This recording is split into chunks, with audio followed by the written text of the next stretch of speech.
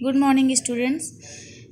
कल और परसों की जो जावा की क्लास थी उसमें हमने आपको कंट्रोल फ्लो स्टेटमेंट के बारे में बताया था कि कंट्रोल फ्लो स्टेटमेंट 2 टाइप्स के होते हैं, कंडीशनल स्टेटमेंट और लूपिंग स्टेटमेंट, है ना।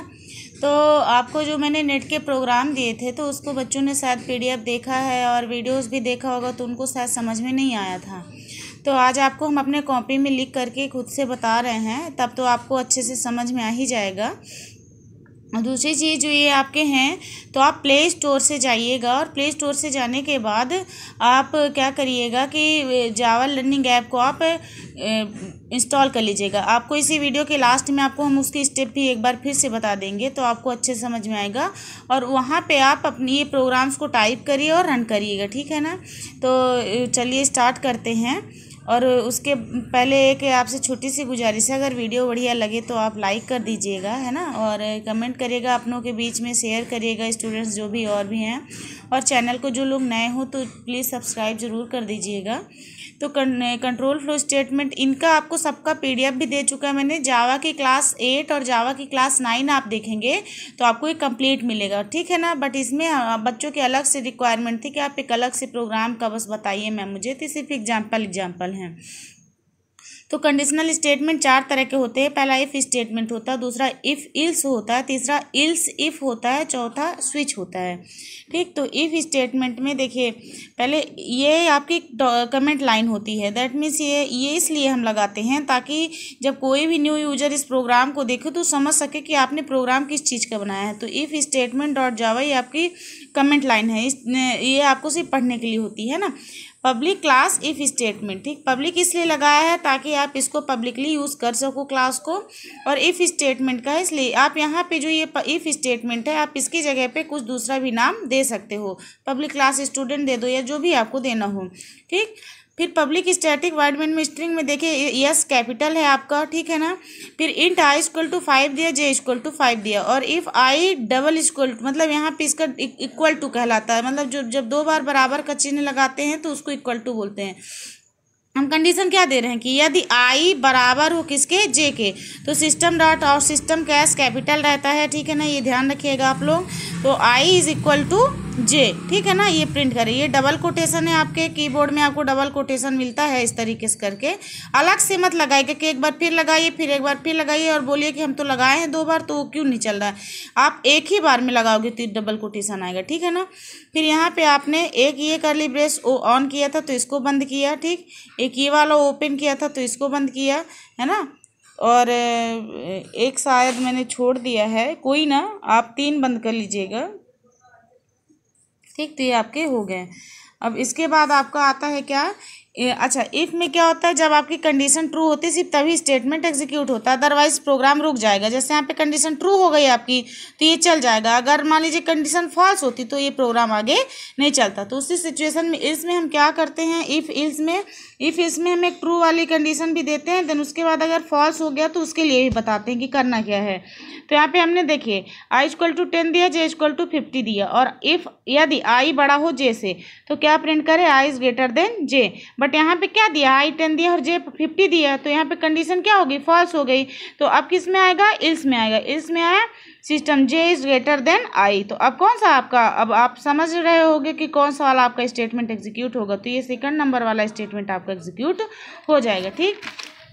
ये जो तीसरा है इल्स इफ स्टेटमेंट, इसमें क्या होता है, जब हम एक से ज़्यादा कंडीशन देते हैं तब ये इल्स इफ काम करता है। जैसे वहाँ पे तो एक कंडीशन थी बट हमको उसके अलावा भी और एक से ज़्यादा कंडीशन देनी है।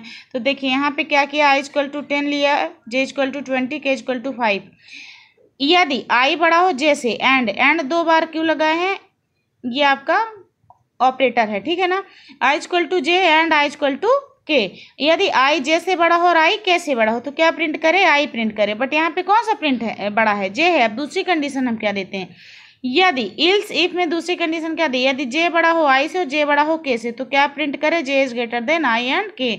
अदरवाइज अब मान लो ये दोनों कंडीशन आपकी क्या हो गई, फॉल्स हो गई, तो फिर क्या रन होगा आपका, इस रन होगा कि K is greater than I and J. तो अब आप कमेंट करिएगा कि इसमें कौन सा वाला आपका आउटपुट में आएगा, ठीक है ना।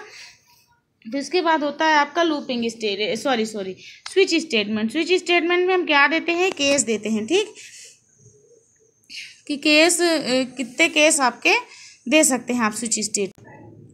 स्विच स्टेटमेंट में क्या होता है कि देखिए आपने स्विच में के एक दे दिया चॉइस अपना और उसके हिसाब से आपने केस रन कराया। जैसे हमने कैर डे इक्वल टू डी दिया, ठीक, यहाँ पे हमने डी पास किया। अब यहाँ पे क्या दे रहे हैं स्विच में डे, है ना।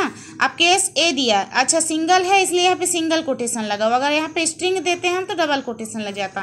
केस ए में क्या प्रिंट करा रहे हैं हम, मंडे प्रिंट करा रहे हैं। और ब्रेक इसलिए देते हैं, देखिए हर जगह पे आपको ब्रेक दिख रहा है। ब्रेक इसलिए दे रहे हैं क्योंकि अगर मान लीजिए हमने केस यहाँ पे ए दिया होता, ठीक है ना, तो ए वाला मंडे तो चलता ही, अगर ब्रेक कहीं नहीं लगाते तो ये सारे के सारे आपके रन हो जाते, इसलिए हम ब्रेक लगा के रोक रहे हैं, ठीक।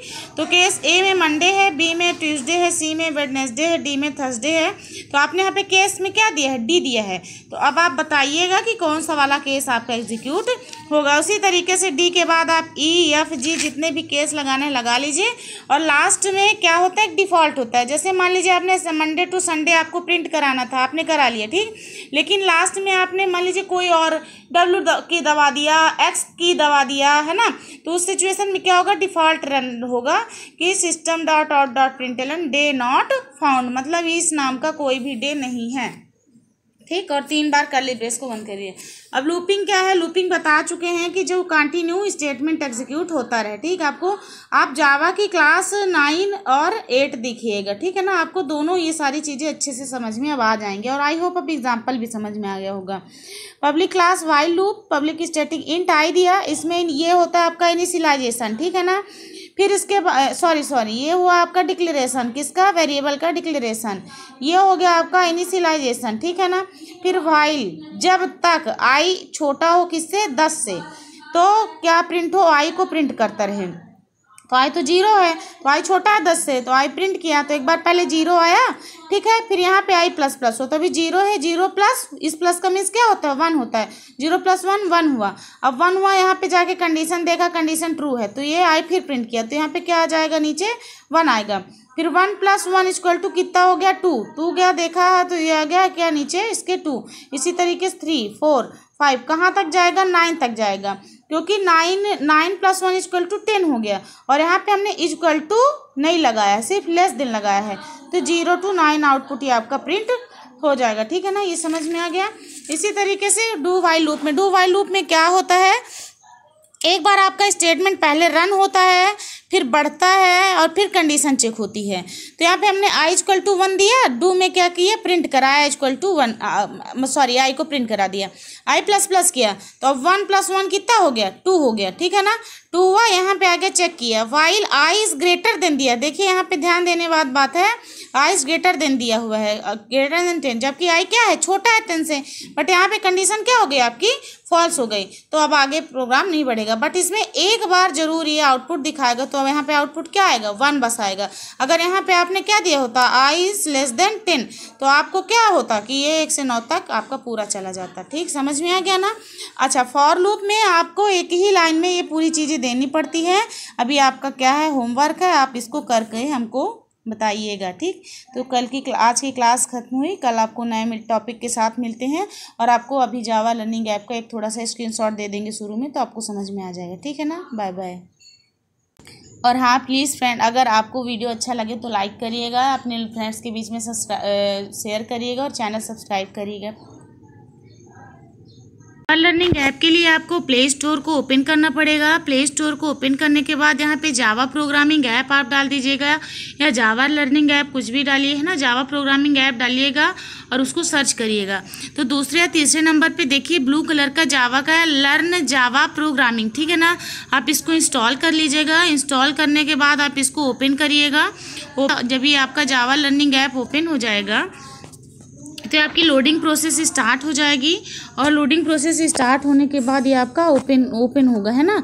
ये भी आपकी लोडिंग प्रोसेस स्टार्ट हो रही है, और जब जैसी लोडिंग प्रोसेस स्टार्ट हो जाएगी आपका जावा लर्निंग ऐप ओपन हो जाएगा।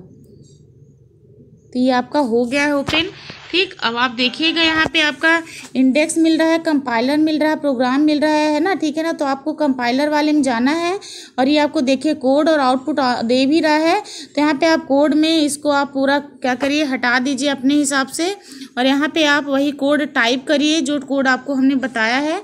कोड टाइप करने के बाद नीचे जो ये रन का दिख रहा है यहाँ से आप इसको प्रोग्राम को रन करिए, ठीक। और अगर आपको और भी कोई और प्रोग्राम सीखने हैं, जैसे मान लीजिए कि आपका क्या है कि आपको और भी प्रोग्राम देखने, ठीक, आपका प्रोग्राम रन नहीं हो रहा है, कुछ भी नए प्रोग्राम आपको देखने हैं, तो इसमें कई सारे प्रोग्राम भी आपको एग्जाम्पल के रूप में दिए हुए हैं जावा लर्निंग ऐप में। आप उन प्रोग्राम को भी ओपन करके देख सकते हैं। 1 मिनट दिखाते हैं आपको। ये जो प्रोग्राम है ना, ये देखिए प्रोग्राम में आप जाएंगे और इतने जो ये आपको दिए हुए सब में एग्जांपल्स हैं। जैसे है एरे का प्रोग्राम आपको देखना, तो ये इतने सारे आपके प्रोग्राम हैं, ठीक। जैसे बेसिक प्रोग्राम आपको देखना है, बेसिक प्रोग्राम में हेलो वर्ड्स का प्रोग्राम देखना है, इसको टच करेंगे तो ये देखिए आपको प्रोग्राम दिखा देगा, ठीक है ना। तो इस तरीके से आप कोई भी प्रोग्राम यहाँ पे प्रोग्राम में जा करके देख सकते हैं, ठीक है। तो अब आपको पता चल गया होगा किस तरह कंपाइलर में जाना है, कोड में आपको यहाँ पे टाइप करना है अपने अकॉर्डिंग और आपको रन करा लेना है। तो अब आई होप आपको फिर से समझ में आ गया होगा। प्रोग्राम टाइप करके रन कराइएगा और स्क्रीनशॉट लेके मुझे दिखाइएगा।